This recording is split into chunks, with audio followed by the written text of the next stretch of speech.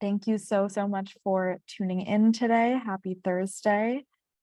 Hello and welcome to the Brooklyn Rail's 838th New Social Environment. I'm Eleanor, a programs associate here at the Rail, and today I have the huge pleasure and privilege of being your MC today for a conversation with Fredericka Hunter and Phyllis Tuchman. We're also thrilled to welcome poet Elizabeth Threadgill here to close today's program. Before we get started, the Brooklyn Rail acknowledges Black Lives Matter. Here in New York, we are on Lenape-Hoking, the unceded land and waters of the Wappinger, Canarsie, Munsee, and Lenni Lenape people of the Delaware Nation and Shinnecock Indian Nation. We recognize land acknowledgements are not a replacement for necessary decolonial work, but serve as a reminder of place, of the legacies of dispossession and enslavement that sustain and enrich the stolen land we are speaking from. And now to introduce today's guest and host. Born in Galveston, Texas, Fredericka Hunter is the managing partner of Texas Gallery in Houston, which exhibits contemporary artists primarily working in New York, Los Angeles, and the state of Texas. Hunter is a co-founder of ARTPIX, a nonprofit that produces and publishes DVDs of archival performances. She is the past president of the Chinati Foundation and served on its board from 1995 to 2003. And our host today, critic and art historian Phyllis Tuchman, teaches and writes about art, particularly sculpture. She has taught at Williams College, Hunter College, and the School of Visual Arts, and we are very lucky to have her as an editor-at-large here at the Brooklyn Rail. So thrilled to have you both on the program today. And with that, I'll pass it over to you, Phyllis. Good morning, everybody. Fredericka, there aren't that many people where you start at the beginning, but there was this intriguing notice in the list of people who influenced you that begins with Rosalind Krauss. And I realized you obviously studied with her at Wellesley. Was she a good teacher? I'm going to take 1 minute here to say thank you to the Brooklyn Rail for having me.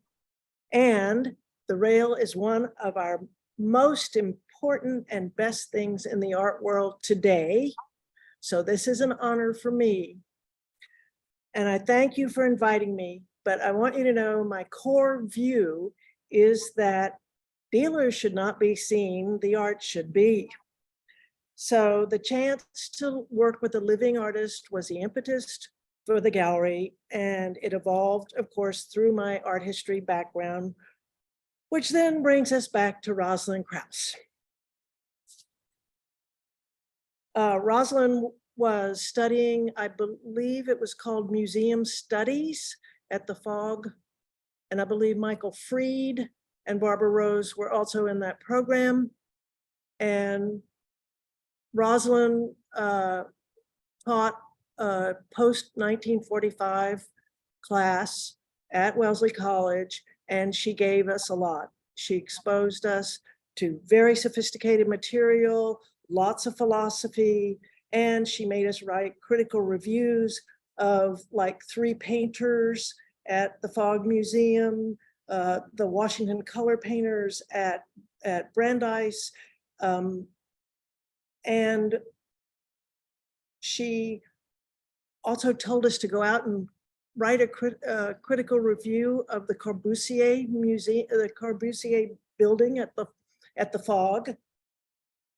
And she would discuss what she was thinking about, which was the influences of Clement Greenberg. We had to read all of his essays. He came to speak to us, right? So she was writing for the Lugano Review or something like that out of the past. I mean, you guys may not remember any of this, but it was a fairly deep immersion.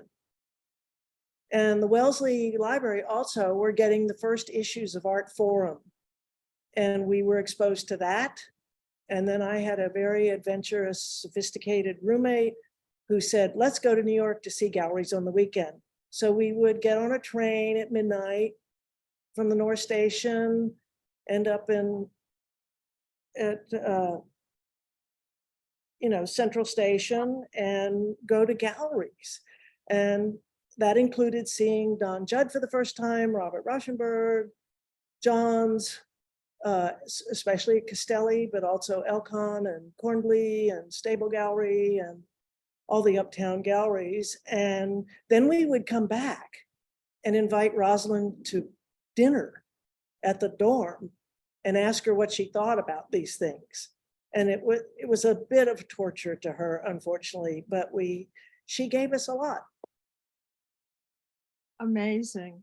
But and so you're building on the basis of Art Forum. Yes, I mean, and I grew up reading your ads in Art Forum. right, So this was always like the house organ for you. right. And I read it cover to cover, sitting in the library at Wellesley. And of course, it was coming out of San Francisco at the time, and then LA before New York. So that was why someone like Barry LeVay was on the cover, or Ron Davis. Yeah, that's a great cover. Yeah, so it was a whole nother orientation. And I believe it's one of the reasons I was ever interested in Los Angeles artists in particular, is because reading Art Forum, they were reviewing those galleries and artists as well before they moved to New York. Too much. And oh God, I was going to ask a follow-up. And then you left Wellesley. You I ended dropped up, out is what it was called. and you ended up in Houston with Mrs. Demon Neal as your art professor. Right. She was, she inherited the art department sort of from Jerry McKeague, who died precipitously, unexpectedly, who had been here with her husband. And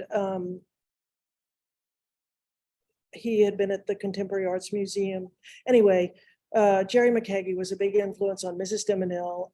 And then when she died, Mrs. de Menil basically took over what was a small art department at a Basilian Catholic University St. Thomas in Houston. She had her own building. She had about 8 or 10 students, and she had about 8 professors. And we had William Camfield, the great Picabia scholar, and we had Mino Badner, God rest his soul, a so-called primitive scholar, which you didn't have much. So he was really interested in pre-Columbian. So you didn't have much of that in being taught in schools. And then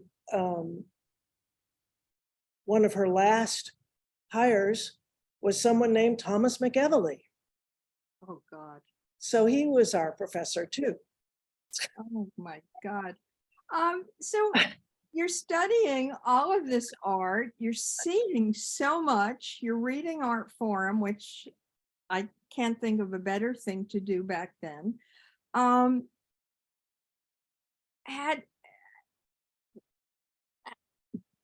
Did you expect to become an art dealer? No, no way. It was all inadvertent. And as as someone on trying to fashion an oral history out of me for the Rauschenberg Foundation asked me what was my business plan, there wasn't one. It was rather inadvertent. However, I think once I had been in New York, I worked in New York for a year in the late 60s for Richard Feigen, met a lot of artists. I became totally intrigued by the information, the interaction, what was going on in the studios. And compared to studying art history, it was a marvelous thing because you saw what was happening. You heard what the thoughts were. And when I had a chance in Houston to be involved in a small print gallery, well, eventually I ended up with a gallery. That wasn't really the plan. too much. Eleanor, yeah, exactly. So we have this wonderful photograph. This is the gallery, the second iteration of the gallery in Houston. And this was on the, I believe, on the occasion of a Robert Swain show at the gallery. We had been introduced to Swain by Bryce Martin and David Novros, who I think relied on Bob for terrific advice about color and paints. Anyway, one of the great artists, Robert Swain. So he took this photo. That's his wife. That's my partner, Ian Glennie. There's Clark Murray standing up, the sculptor. Below him is his wife at the time, Betsy Johnson, with a new baby, Lulu. My niece, Camilla Aubrey, Jim Harthis, who had just come on as the director of the Contemporary Arts Museum, and myself. And this was our standalone building, about 2 miles from the Museum of Fine Arts. Perfect. Bob Swain was my chairman at Hunter, and his wife was in my class. Wonderful. Yeah, Adore them. these connections are so funny. Eleanor, can we have the next one? Let's just get straight to Billy Al Bankston. God rest his soul too these days. So this is our first space, which was in the second floor of a typical Houston residential building. The artist, Charles Shorey, who taught at Rice, owned the building, and he rented it out to us and a graphics art designer who was on the first floor. And he had his studio in the back in the former garage. So you see it all as it was, really not converted at all. And this was a Bankston show in 1971. He called these drawings, they were not his lacquered pieces, they came afterwards. These were burnished and bent and obviously punctured and all kinds of things. And then he hung them in the gallery on these very small walls and lit them with, well, the picture doesn't show, but we had little night lights and of course these clip-on lamps and then colored lamps in the ceiling. Wow, colored lamps too. And you had this continuity over the decades with Billy Al, right? Yes, 50 years. Oh my God. He died in 2022. Oh my God. And you must be amazed when you go to Disney Hall and you sit in the seats. Well, Billy was unusual and indelible as an artist and as a personality. And recently read Ed Ruscha at the Memorial for Billy said that he felt that Billy really led the LA art world into public consciousness, and Billy's own deafness technique and his abilities were very unusual. But he had an overwhelming personality that was fantastic. Wow. I always loved that he was so close to Altoon. Price. Yes, his heroes were John Altoon, Craig Kaufman, and Kenny Price. Fantastic. And our Because next, he had started out as a ceramicist. He had studied under Volkus himself. exactly. And then they would go to the beach. Billy Moondoggy. Billy was Moondoggy. He was love, a surfer and Kenny was a surfer. Kenny was the kahuna, the great kahuna. yeah, but I love that they played a game like which of us is Picasso and which of us is Brock. My They favorite. played, there was a lot of competitive, humorous fun between almost all the studios every time I went. to LA over the years, and it got passed along. Wow, lucky you. Different time. And so you had continuity with Ed Ruscha also. Right, pretty much. We've had, I think in our archive, we count maybe 9 shows with Ed over the years. Oh my God. And he's, again, this was a show that was actually evolved from the original founder of Contract Graphics, which was the print gallery that we started out as. He had grown up with Brooke Alexander, and Brooke was just starting to print his editions, and one of them was Ruscha. And we had, as a print gallery, taken on a lot of the Hollywood prints, and we sold them. And then the next thing you know, Ed's willing to do a drawings, prints, and book show with us. We had not met him at that time. We had the show, we sold everything. Ed said, come to LA and meet my friends. And that's how I met Billy L. Bankston and Joe Good.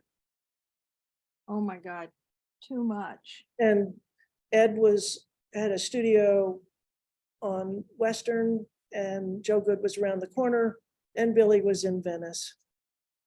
Did you have favorite words? I really like that painting he made later on called The End. Yeah, exactly. And there was the one he did in Miami that was a quote about thoughts without words to heaven do not go. Anyway. Too much. Yeah. The next slide we have is kind of a sleeper artist, David Novros, which David was like a star at Bikert Gallery when I came to New York. So I've known his work all along, but I think he's less well known except for the fantastic wall piece at the Judd at one. Right, the fresco. And there's one at Klaus Curtis's house out in Long Island. And there's a huge fresco that we helped him do here in Houston that's now at the MFAH. Got it. David has reemerged recently, of course, and showing with Paula Cooper, beautiful shows. Absolutely. And so I'm intrigued, one, David Novros, two, that it's so abstract, and three, the connection with the Bikert Gallery.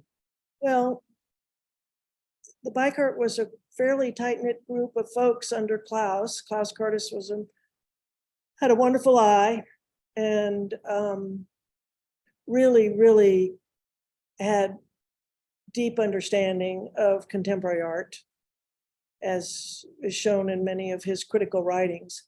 And so Bryce Martin and David Novros were very close. Bob Duran, Paul Mogensen. It was a tight group of guys, painters, that also then included Dorothea Rockburn and Linda Benglis, and they were taking inspiration from classical work in a lot of cases, especially Bryce and David and Dorothea. So Renaissance paintings, classical art, if you went in their studio, there were always postcards all over the place. And you would see what they were looking at, whether, it'd be Piero della Francesca or some Botticelli or, a special chapel in Italy. But the inspiration was also being drawn from all over the place. David also had a close connection to New Mexico, and he took inspiration from New Mexico as well and lived there for some seasons. And Bryce also went out to New Mexico, and he was very interested in the penitente buildings that were basically oblong kind of buildings that were all one color. And I know he made a lot of photos of those. But that was it was fascinating to find how the artists were looking at things and what was inspiring them. Well, yeah, it's one thing for them to be looking, let's say, at Italian Renaissance, but you were showing very abstract works of art. Was this something that Houston was open to? Yes. Yes. Wow. And we often had collectors coming from Dallas and from New York, and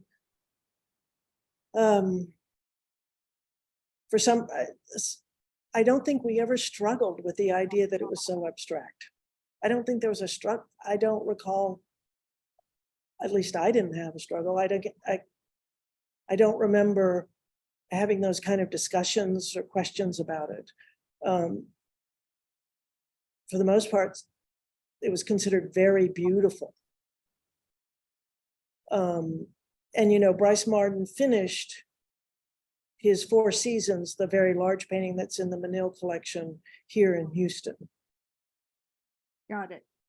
And so now we have on the screen Linda Benglis, again by Carrot Gallery.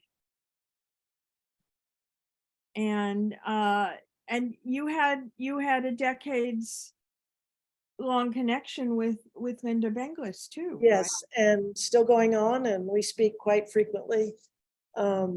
She is one of the smartest people going, amazing ability to absorb all kinds of influences, make connections, often very clever, humorous connections. She actually is an inspiring speaker. And of course, the license she gave herself to make this kind of work was fantastic. But you also have to remember there's Louisiana in the background. Sorry, there's what in the background? Louisiana. Oh, okay.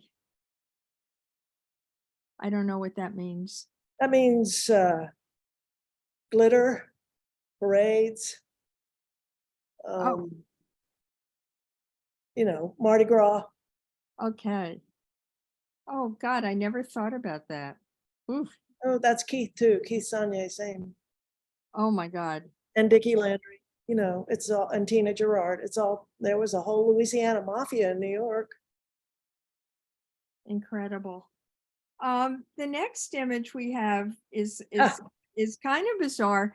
My first interview for Art Forum was with Richard Van Buren. Wonderful. And I own a very small piece, which whatever, but these look like very unusual Van Burens. At the time, he was casting a lot in resin and fiberglass and adding color, and they were very ambitious. He even did a huge installation at Rice University that was meant to sort of melt away. Oh, wow. Bill Agee included him in a wonderful sculpture show when he was director of the MFAH, Museum of Fine Arts of Houston. And again, one of these more grand pieces, but the toll, we would have to hear from Richard exactly why this all changed. The forms did not always withstand, didn't hold their shape because of the materials. And there was a lot of experimentation going on at the time. Gary Steffen was experimenting with polyvinyl chlorides, PVC, and so was Benglis pouring things on the floor. So there was a lot of experimentation with these plastics and Barry LeVay too, and of course it turns out to be cancer producing.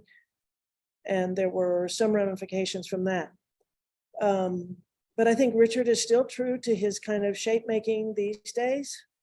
And he is showing with Garth Greenan and has had a couple of very nice shows there. Yeah, knock on wood. Now the next image Ah. brings us to photography. Yeah. I mean, that's kind of amazing that you were showing Robert Mapplethorpe so early. Again, that's the way the art world kind of worked then. Everybody was kind of mushed together, and there wasn't a lot of questioning. I do know critically there was a lot of questioning about Mapplethorpe, but within the community of people that I knew, Robert was considered an amazing, innovative, astonishing person coming out of nowhere. But you have to realize that it was just such a different time, and the art world was rather small, and Robert was wonderfully ambitious, and he invited people to his studio. And I remember Charlie Coles, Klaus and I, we would all separately went to visit him in his studio with Patty Smith that was next to the Chelsea Hotel. And when you went into the whole place, it was like an installation. Oh But my I God. don't think many of us understood installation at the time. It was just a wondrous place. This happened to be on the wall, and I bought it. But it was something that we didn't know. We were all being introduced to worlds we didn't know. And Robert was part of the back room of Max's Kansas City, as opposed to the front room. And there was quite a bit of designation, but I have to say, split in designations, but I have to say that it was a very integrated situation. But this must have been. These were his shoes. These were shoes that when you went into his studio or his installation or whatever we would call it, they were tucked under a bed and you saw them sitting there. Well, I'll ask you this question with the next slide, which is a Joan Jonas show. Right. This must have been very interesting for you. You were a dealer. I mean, you had to pay your rent. But this was Gary Steffen curated a group show and he included Joan Jonas. So we provided a loft that we were living in as a place for her to present a performance, an early performance. And we invited about 100 people in, and it was considered part of the show. And we felt that it was very necessary to make this kind of gesture to be part of what was happening in the art world. So it involved video, it involved performance, and it became part of this became part of a much larger piece. I hope it's going to be in her museum retrospective. I think I don't know if that will. It has been cited in other exhibitions, but it did become a bigger piece. Maybe Honey's Organic Roll, if I'm remembering right, but I may not remember right. Well, that has to make you very happy. Oh, she's fabulous. Too much. So, I mean, These make me laugh. this is kind of amazing. Joe Zucker way back when, Robert Gordon, and you said that there was special lighting in this little cabin? Right, there is a halogen street lamp attached to the ceiling. You can't see it. And inside is a Honda generator. Robert Gordon was the first appropriation artist I ever saw. He went out and bought things and put them together. And one of his big pieces was a giant, giant table with a lot of plastic mushroom lamps filling it. And then they were all plugged in. It was an amazing thing to see. But we could never make this work inside because we didn't have the proper ventilation. We would all have died. Oh my God. And does it still exist? I don't think so. I don't know. I don't know. Too much. Barry LeVay is coming up now. Again, somebody who you've had a very, very long history with. So you must enjoy having a long history with all of these artists. It's the reward. And it's wonderful to have that kind of long-term relationship with someone, and it's a kind of trust or whatever. Wegman is the same, Benglis is the same. There are many artists that we have been able to work with over long periods of time, be able to do something special, walk away, come back, do something else. It's been marvelous. And did you have any idea, I mean, since you didn't have a plan, did you have any idea that this was something that would be ongoing, your work with all of these artists? I do feel that that was a kind of maybe assumed commitment at the time. That's all changed. And by the way, the drawings for this installation, which are very beautiful and complex, are now at the Manil Drawing Institute. Wow. You know, because Barry wanted you to be mystified about how this came to look like this, which is another quality of art making that I have always found intriguing. And of course, one of his great friends was Philip Glass, and Philip also played a concert for us.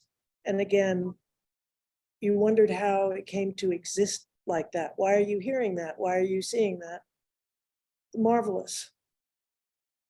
Oh my God, you're so lucky to have had an early Philip Glass concert.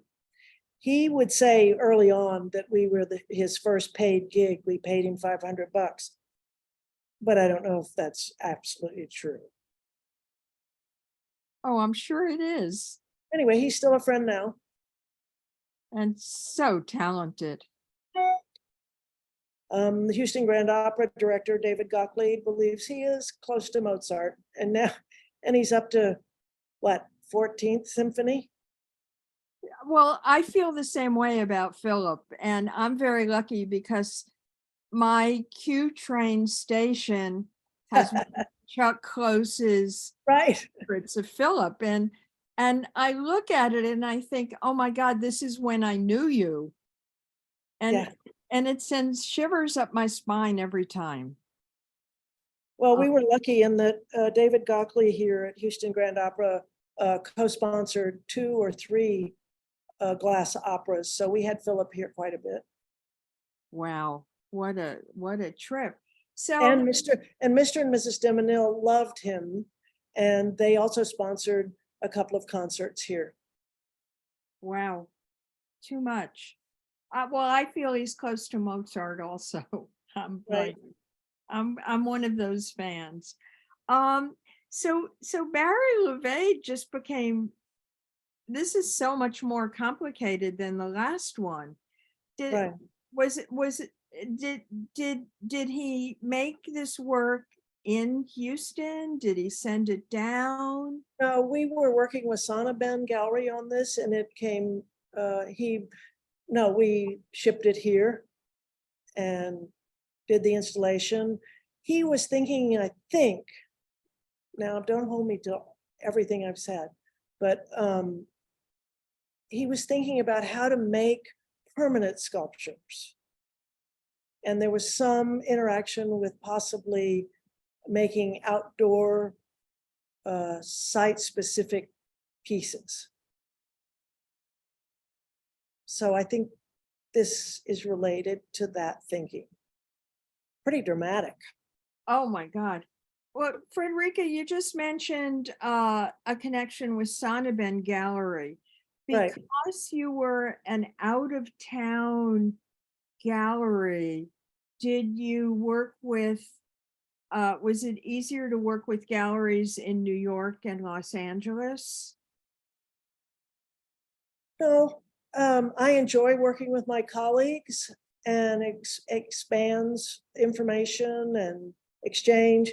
So I was always glad to be working with some of the great galleries in New York, and in LA, of course, it was kind of, LA was always more in flux and peripatetic. Galleries were peripatetic. They really moved around much more than galleries in New York used. The galleries in New York never moved around as much as now they do, but LA was always in flux. So yes, we would work with Jim Corcoran or Nick Wilder, a few others, LA Louver, or with someone like Bankston, and often with Boucher, we dealt directly, but it just depended on the situation. I remember going to New York to meet with Leo Castelli to work out how we would work together on with Ed Boucher. Back that was eons ago. Wow. Too much. The next image is Mhm. this is a kind of sleeper too. I mean, you don't expect to see Lee Friedlander. One of our great national treasures. And did you know Friedlander well? Yes. I can, there are a number of overlaps. He would come visit the Rice Media Center and give talks, invited by Jeff Winningham. He came to Houston often. This photo is taken in Houston in the middle of a park. Wow. And he was always traveling, and Houston and Texas and the Southwest really attracted him. And the reason we ever knew him is because we wrote him a fan letter when he had photos in a magazine that doesn't exist anymore, and I can't think of the name of it. And we wrote a fan letter, and his wife Maria wrote back and said, sure, we'll sell you a photo. And they were $20. Oh my God. I do have those two photos. And it started a correspondence, and then Lee was here, and then we went on a raft trip down the Rio Grande together, and he did a lot of photography of the desert, which became a big deal for him as a theme.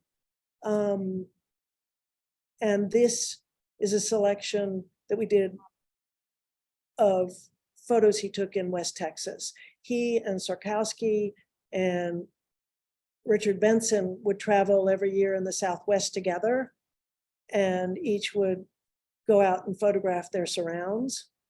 So this was Christmas time, somewhere like Alpine or Marfa or Fort Stockton, who knows? You can see the Christmas decoration. And we did a whole show of these. Boy, if I were an artist, I'd want to show with your gallery. Thank you. This is like, I love it. So Andy Warhol, you talked about Andy Warhol came to Houston a lot. He did. He was a guest of the Demonills. They were a patron to him. And I met him as a student. And Fred Hughes had been a student at University of St. Thomas under Mrs. Demonill. And we met Fred, and Andy was brought here several times by the Manill. There was a show called Raid the Icebox at the Rice Museum. When Mrs. Demonil moved from St. Thomas, when she took her art department from St. Thomas to Rice University, he went into the collections at university and put together a show called Raid the Icebox. And so he was a little bit of a fixture. He had a lot of patrons here, a number of portrait commissions. We had a couple of portrait commissions. Would visit Andy quite frequently. I provided some photos of the second factory to Blake Gopnik, because he had never seen what, after Fred became the business manager, what the interior of the factory looked like. So Andy came, and he had been commissioned by Richard Weissman to do athletes. And so that's what this show was. We had other shows, but this was a major one. And of course, couldn't give them away. No. But Andy always, he was so terrific and wonderful to be around, and so sharp. I was pretty much in awe. And of course, we always had to hire a cop just in case. But he would sign anything. People came in, acted usually just perfectly, would sign anything they brought. He loved to sign interviews and give them away. Oh my God. So it was always fun to be around. Now these, Muhammad Ali just went for what, 19 million, 15 million? You're kidding. No, And it didn't sell? no, And what did it cost? $10,000? 25. Oh my God. That's where the art world's crazy. Too much. So now we have this incredible Linda Benglis painting. It's Or- a fabric. It's fabric. Yeah, but The banner. I never saw anything like that. Well, because it's hanging in the Atlanta airport and it's faded. It's hanging in Atlanta in the airport? Or at least it was. Oh my God. This is when Linda, back in those days, the Sarabhai Foundation was inviting artists to Ahmedabad, and they had Frank Stella, and I know they had Bob Rauschenberg, and they had Keith Sagne, they had Linda Benglis, which was prophetic, and then Lee Freelander, actually. They had basically an artist residency in Ahmedabad, in Gujarat. And of course, Linda met her future husband there, Aman Wow. Sarabhai. And are there other pieces like this? I actually don't know. These were fabricated in India. Amazing. She did other large projects working with the craftsmen in India. I never saw anything like this before. She did collages that match this. Wow. So our next one is kind of, That's a Nightshade by Rauschenberg. oh, wow. Yeah. Okay. This is, and you've had a long history with Rauschenberg.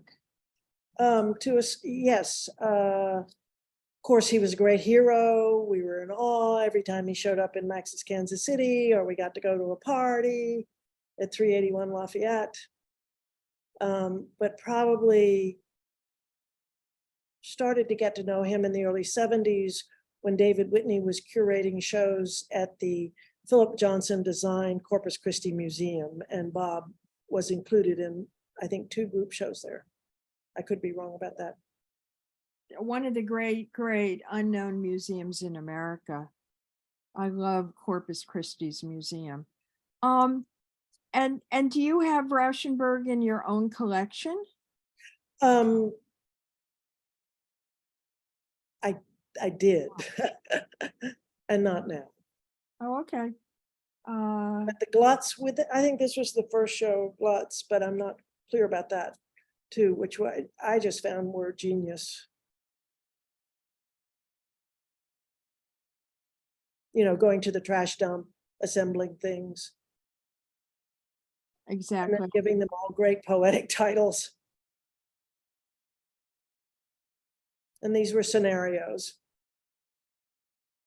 And these were Bob's own photographs. The gluts images, a lot of them were taken from Rocky, the Rauschenberg Overseas Cultural Interchange photographs. And of course, the nightshades were on metal with tarnishes. This, on the other hand, is vegetal dye transfer onto a laminate. And of course, these are his own photos. And I'm assuming they stayed in Houston.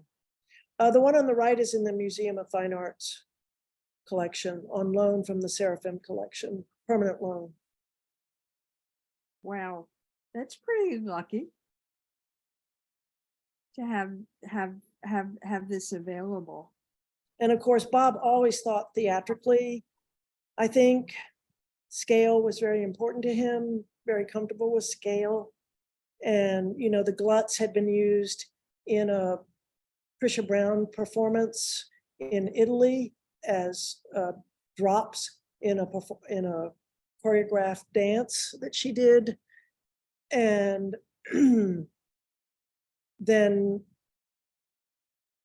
he did a big scenario type backdrop for Merce. His work with Trisha Brown was amazing. And I think he loved working with the choreographers, Merce, Paul Taylor, Trisha Brown, and just fantastic. And it was always there in the studio work as well, I feel. And He would put images in, he would take images out, he'd put in mirrors. There was interaction kind of with the viewer. Fantastic. I love what he did for Trisha Brown. So her company would obviously perform in Houston. They did, and not as frequently probably as they should have. But I was on that board because of $100 I gave to Trisha Brown for a performance that she did, I believe, at Finch College, of one of her key works, which I will think of in a minute. Before Set and Reset, it's the one before Set and Reset. And Bob did the slideshow that was behind the dance. And if you were a patron, you were given a small original Rauschenberg photograph as your reward. And then Trisha's development people found my name, and Anne LeVay and Klaus Curtis were already on that board, and they invited me to come onto that board in 1980, which I did. That had to be very exciting. When Bob Rauschenberg was the president of the board, it was really fun. And then Klaus became president of the board. Too much. So now No. this is I mean, Mel doesn't make work like this anymore. Yes, because this wouldn't wore him out. What do you That's mean? what he says. It was just too hard to keep doing things on the wall like this, but it's a beauty. Wow. And so would you sell something like this, or would it just end up being painted out? It was painted out. We sold the studies, beautiful gouaches. Wow. Way to go. So he has a new installation at the Manil Drawing Installation on the big wall at the Manil Drawing Institute that is just a smudge, very humorous. It's a blue smudge, and it just takes up no space on the giant wall. And it's like an answer to this. Oh my God, but Fredericka, you must have so much art that passed through your hands at the De Menil Drawing Institute. Some, the Drawing Institute, of course, is really ramped up in the last 5-10 years because of the new building and the director Edvard Kopp, who came from the Fog. I love the new building. Yeah, Okay, and the architects there, going back to Marfa, the architects there, Sharon Johnston and Mark Lee. Sharon Johnston started out redoing buildings in Marfa for the Lennon Foundation. so Anyway, this is Bruce. This is the only opening where no one came. what do you mean no one came? No one came to the opening. Really? That's what happens, back in the days. This is one of his tunnels. I think they're just so magnificent. These were meant to be underground. It was his, sort of a fantasy about if you had structures underground. Was Bruce at the opening Yes. and no one came? Nope. I mean, later on, people came, but it was an odd situation. This was a very intimidating piece. And what happened to the piece? I don't know what, I think it may have been in the MoMA show. I'm not sure. I don't know. But people really that did come to the show really wouldn't get past the front door. It was meant to be rather intimidating, I think.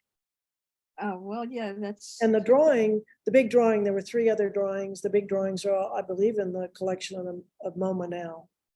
Wow, too much. Now, this was not as intimidating. People loved this show.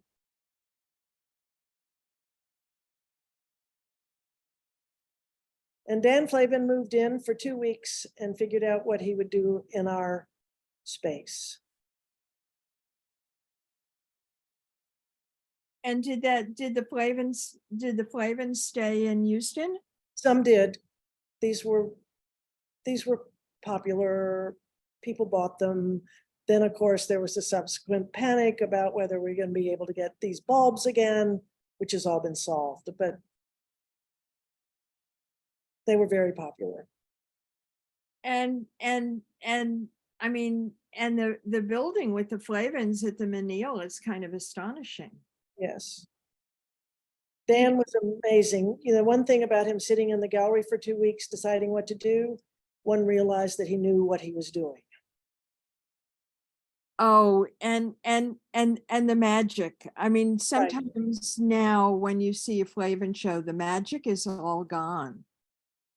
And he knew how far these light throws were. He knew what the effect would be. I mean, I had great respect for him as an artist. oh yeah. And then Saul, who didn't like to come to shows much, but he did 3 big shows with us.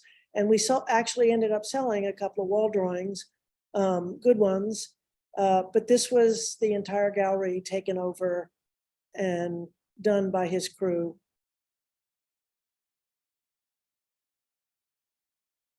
The black and white ones are astonishing. And this was all done before he used any paints. This is all the ink stippled onto the wall. Yes, Donald.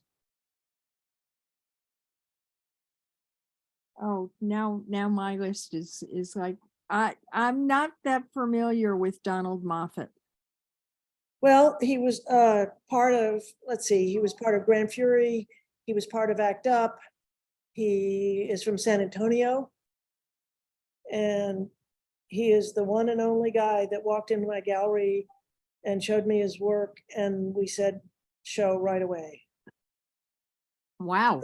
This is a very much a gay activist show. The little photos on the back are old etchings of military men, and the title is Gay Men in the Military. The photos on the left are all about wrestling, and the bed in the center has a particularly provocative hole in the sheet. Wow. And the bowling balls also have slogans on them that are quite provocative and basically have one hole. Oh my God. And did the bowling balls stay? Some people bought bowling balls, some people bought Gay Men in the Military. I think I still have the sheets. I love it. Too much. And the next? Oh, Larry Weiner. This is way back when. This is 1993. We invited him to do a show. He had previously had a show in Houston at Barbara Cusack's gallery. And that was Barbara only had her gallery a few years, but she did Saul LeWitt and Lawrence Weiner and a number of Richard Tuttle. And so they had previously had shows in Houston.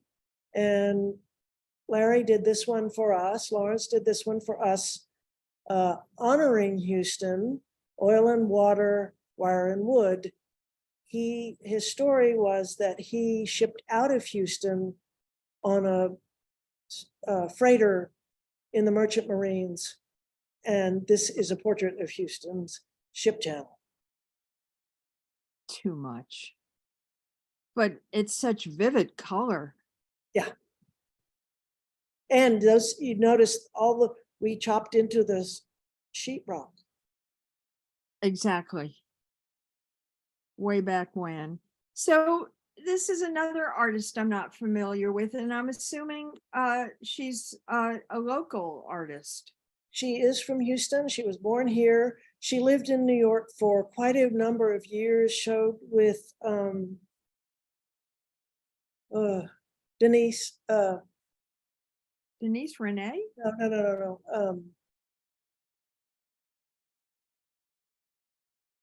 I hate with this part. Anyway, Susie started out she went to Pratt. She started out as a textile artist and then became a painter.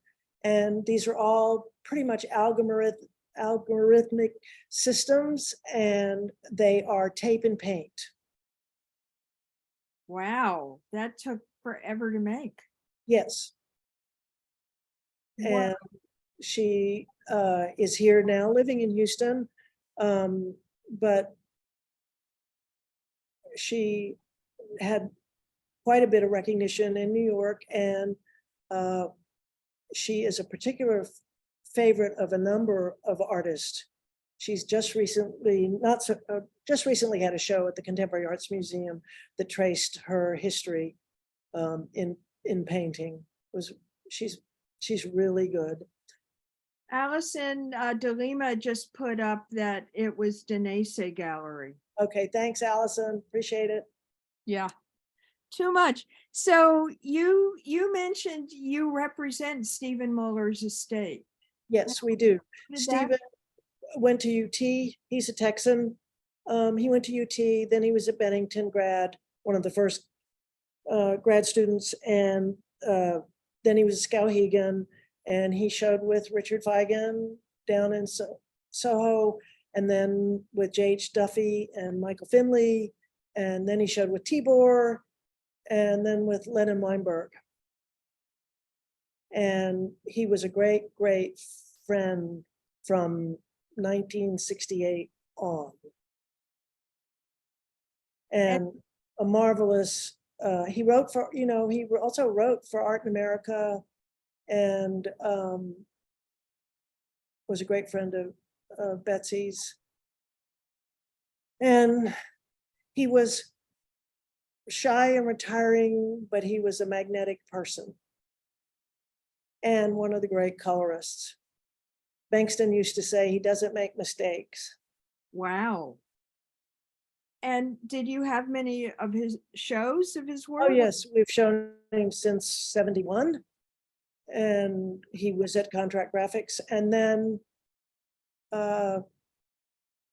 probably through the 80s, skipped a few years in the 90s and then back in the late 90s through his death in 2011. And we have since had several shows, of course. Again, Rachel Hecker is Houston. She's from Rhode Island originally, went to RISD, came to Houston with Alan Hackland to help start the core program at the Museum of Fine Arts. And teaches now has been teaching at University of Houston. And she has made maybe a dozen or more very distinct groups of work, and always meticulously done. These are all hand done, always strongly conceptual, and is just a marvelous artist. What these are things that were on her desk that have been blown up 10 times. oh my God. So like you see, the one on the left says, hello. It says, hello, my name is, and it says nobody. Anyway, they're quite humorous, a little bit mordant. Very, very good work. Wegman also was back with contract graphics as early as 1972, I think, with photographs and videos, and we continue to show him to this day. Our last show was just about 6 or 8 months ago of paintings. Holy moly. Well, and have you been to the subway stop that he did? Yes, It's astonishing. yes. Too much. Okay, another artist who's unfamiliar to me, who I'm assuming is Texas. Nope, Oh, she's New York. She is born in France, but American citizen, was showing with Rachel Uffner and now with DC Moore. These again are all hand painted. It's not digital, and they're based on natural phenomena, trees, light through trees, biological formations, that sort of thing. And she was brought to us, introduced to us by Susie Rossmarin. and you must be very proud that there's no signature image associated with your gallery. We've always tried to show what was interesting and challenging and admirable. So Fredericka, this is our last slide. It's kind of incredible for Larry. Is this a portrait of Larry? Bell. Yeah. Yep. These were the last group of paintings by Billy L. Bankston. They were done in 2020. They are symbolic portraits of his friends. And we have a show up right now concurrently titled Our Mutual Friends, because we picked all the paintings of folks we've either worked with or know or admire like Billy, because he also included his heroes. Incredible. And it also looks like Calder. yeah, but Smithson. Spirals are everywhere. Exactly. But it's such a great way to close. And I thank you so much from the bottom of my heart. This has been fabulous. And we're gonna open up to questions. Yes, thank you so much, Phyllis and Fredericka. That was a truly amazing conversation. Such a rich history. We have some questions from the audience today. So our first question will be from our friend GE. Thank you so much, Eleanor, and thank you, Phyllis and Fredericka, Simple question, but maybe it's not so simple. I don't know. Present to past, what would you say is the thread of continuity for Texas Gallery? We're here. We're still here. It's woven among the artists for the most part.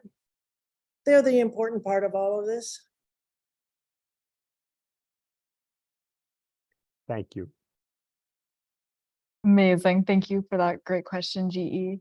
The next question I will ask on behalf of Art Kresnick. So Art wrote, several times Fredericka has mentioned that things have now changed. Please ask if she would expand upon some of the ways she's found her business and her relationships with artists have changed coming forward in time. Thank you. Wow. We're probably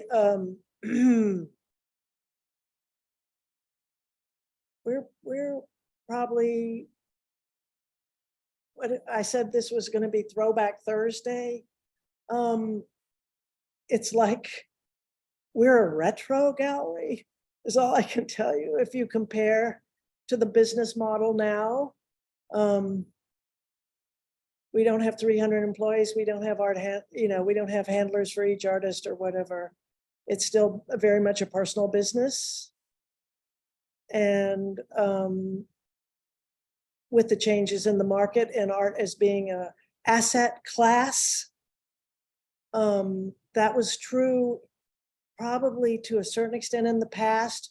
If you bought one thing that maybe became hugely valuable, extravagantly valuable, maybe that would pay for everything else you bought. That's not the case now. And we do have, there are these challenges about how having the auction markets push so hard on certain artists to the, that is probably my biggest challenge right now, is when someone says, well, but the auction prices don't reflect the retail prices. And that's where you have a really interesting change going on in the art world and how to deal with it. And there was an interesting development last week about that. Yeah, okay. Thank you so much, Art, and thanks for that answer, Fredericka. Our final question before poetry today will be from Fong. Fong, you should be able to unmute. Thank you, Eleanor. Thank you, Fredericka. Thank you. Thank you, Phyllis. Paul. I never heard an interview that has so much repetition, like holy moly, like too much. Too much. I mean, Phyllis is having such a great, pleasurable time talking to you. So thank you. I'm so happy that you came and joined us because, it's, how did Nietzsche put it again? He says something like, only something which has no history is capable of being defined, So it's so important. Yeah, so important to share the history. I mean, the whole thing about the rail is to allow young people to begin to think about how to amass, compile their own history. It's hard to do what we do, but we do it with great pleasure. So important. So I have two questions for you. Okay. The first is, I just have such a long, terrific lunch with Christopher Rothko. We might do something at the chapel. He's now doing a huge show, curating a huge show. His father's work at the foundation, Vuitton. I'm not so sure it's public yet. And there's other things also coming. But it just occurred to me that the Rothko Chapel, was a huge deal. I know that I'm not so sure the history, but I know it has a lot to do with Mrs. de Menil in knowing the legendary Father Couturier, the man who created the notion of sacred art. How can modern art can reconstitute the spiritual aura equivalent to older art. And that was a big, huge thing in the late 30s when he created also the magazine, also called Sacred Art. He was an editor. So my first question is that, have you met him? Were you around when Mrs. DeMenil began to work on the plan with Philip Johnson, the very beginning of it? Yes. Wow. Cool. I never met Rothko, the timing with his death, but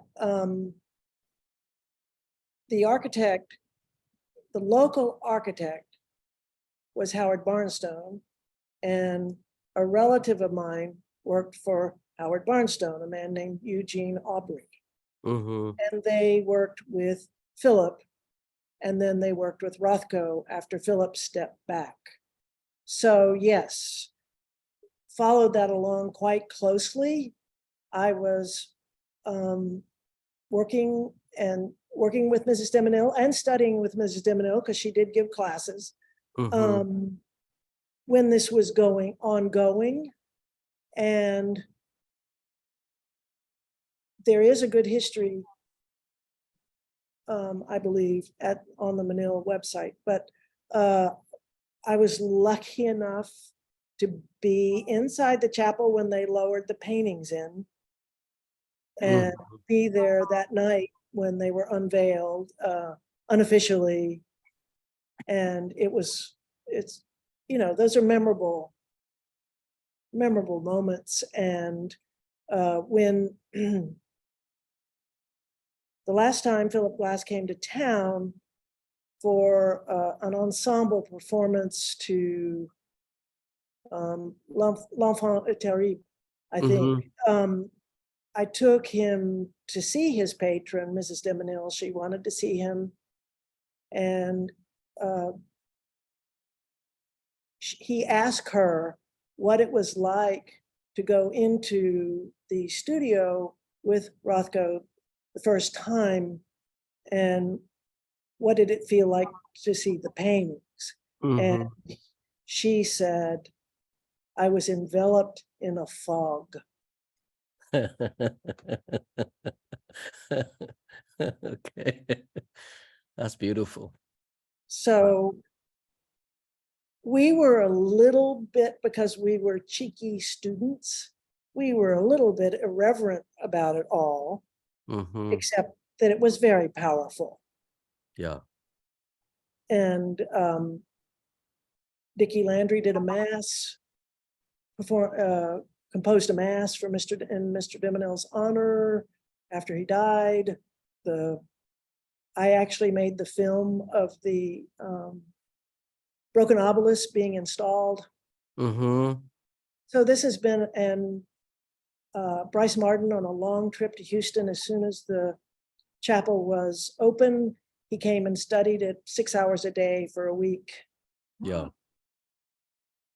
Well, actually, Bryce told me once that when he graduated from Yale, it's 1964, I think. That was that remarkable group from Yale Graduate School: Richard Serra, Chuck Clow, Raxto Dow, Janet Fish, the whole gang. Right. And he actually wrote several letters to Rothko until finally Rothko wrote back a postcard and saying, call me when you get to New York, and just put the phone number there. So Bryce called him up, make a visit. And when he entered, Rothko say, you the only one from your younger generation that care enough to reach out to me. So they became friends. Isn't that interesting?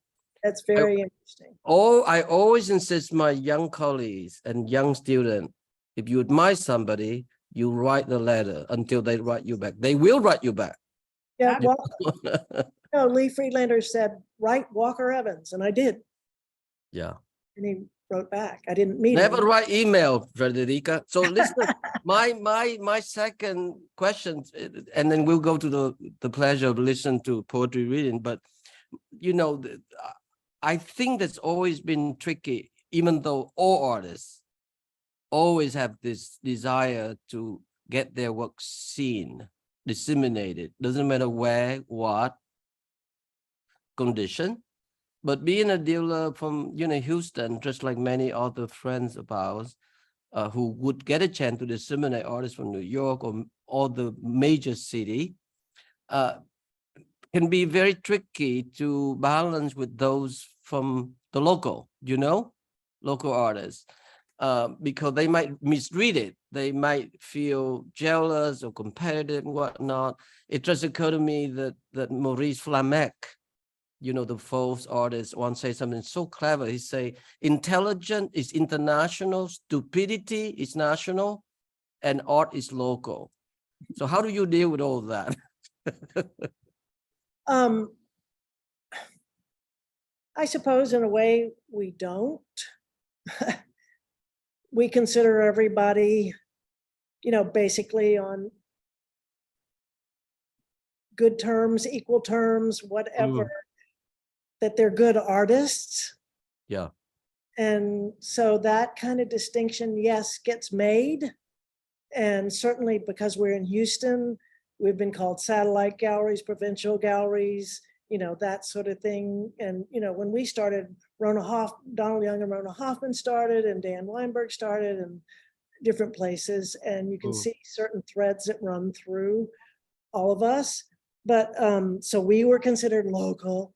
But the artists, I don't see it that way. And there's been enough exchange in many cases among the artists, like Billy Al Bankston admired Stephen Mueller, whereas Jack Pearson admired Jeff Elrod. And so we've had some very good exchanges. And That's also, true. You never know who's going to show up. You never know how it's going to be looked at or whatever. But I did have a little bit of a strange epiphany. 2 weeks ago, I went to Galveston, to the Galveston Art Center and the Galveston Artist Residency.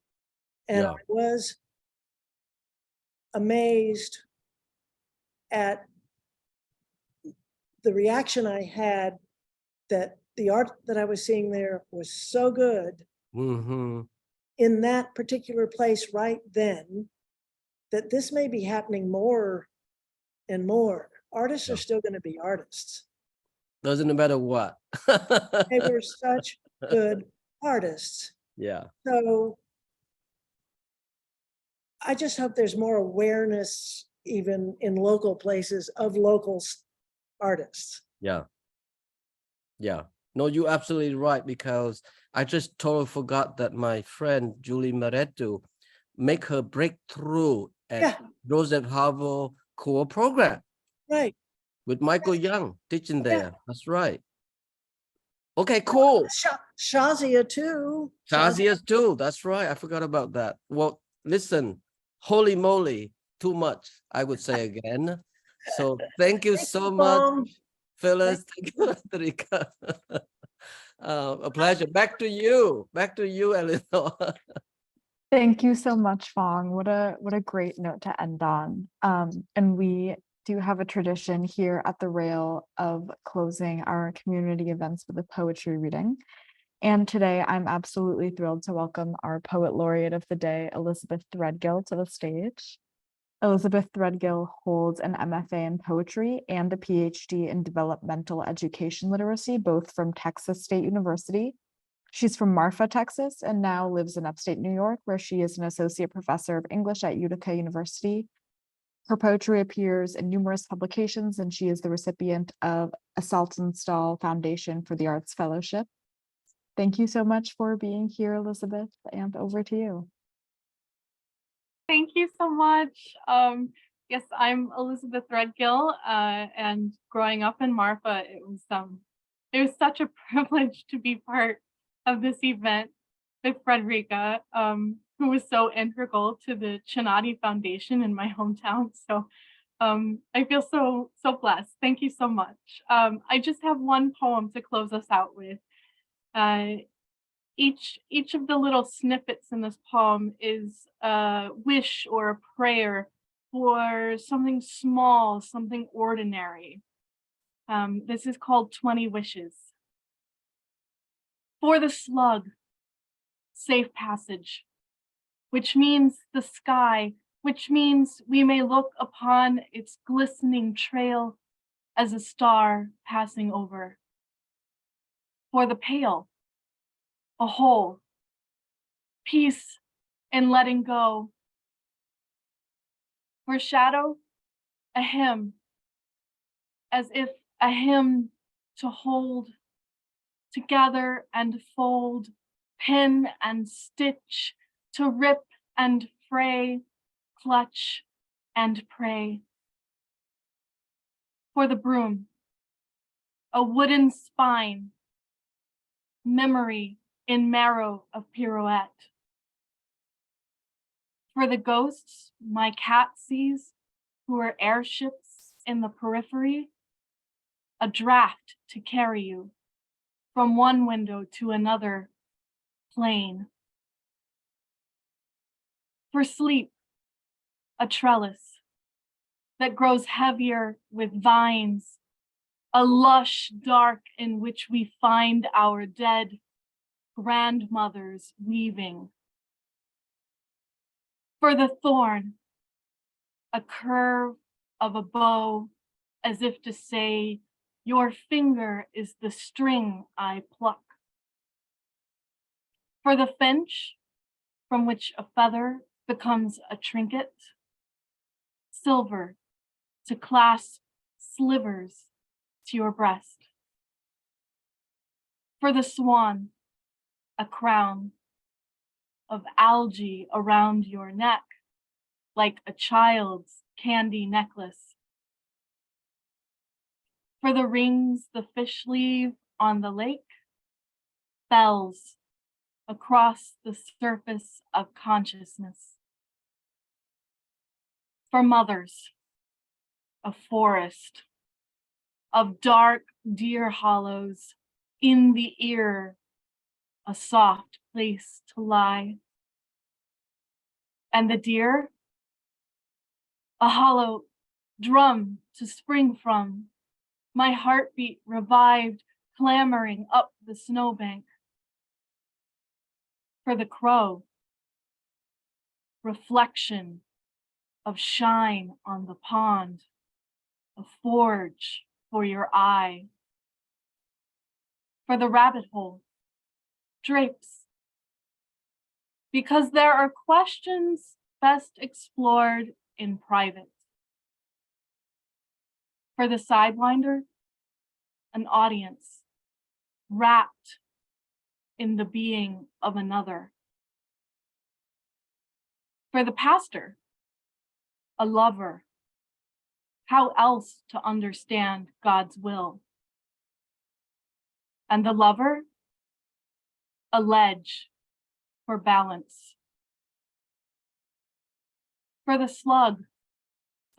for the sail, enough fabric to sew the sky closed, a pocket for our collective grief. For the telescope, generations of whales. And for the pair, apprehension, by which I mean appreciation, by which I mean a priest, a preacher, a presence, a God. Thank you so much. Thank you to the Brooklyn Rail, to Fredericka and Phyllis. Thank you, Elizabeth. Thank you so much, Elizabeth. That was such a beautiful reading. Thank you for being here.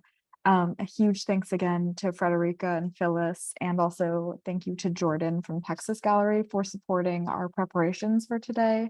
We would also like to thank the Terra Foundation for American Art for sponsoring our NSE program, making these daily conversations possible, and for their support of our growing archive, which you can view on the Rail's YouTube channel. For the past 22 years, the Rail has provided a platform for the art, culture, and politics through our monthly publication and public events like our daily NSE. Check the chat for a link to donate to support our work, and join us tomorrow at 1 p.m. for a conversation with Luke Toymans and Jason Rosenfeld on the event of The Barn at David Zwirner. We will conclude with a reading by Louis Friedman. Thanks to all of you for tuning in today, and you can now turn on your microphones and say hello and goodbye as you leave. Thank you all for being here today. Have a good rest of your day. Thank you. Hey, Fredericka. Thank you, Thank Fredericka. you. Thank you. Thank Thank you. you. Good night and It was thank you. great. Thank you for the reading, Elizabeth. Thank you all. Beautiful Enjoyed the reading. reading. Thank you. Yeah, me too. Thank you, Enjoyed it. Frederica. Thank Keep you, up the good work. Frederica. Thank you. Thank you. Great to see you. Thank you so much. Thank you. Congratulations. Thank you, and have a good day. And I reach out to talk soon to you.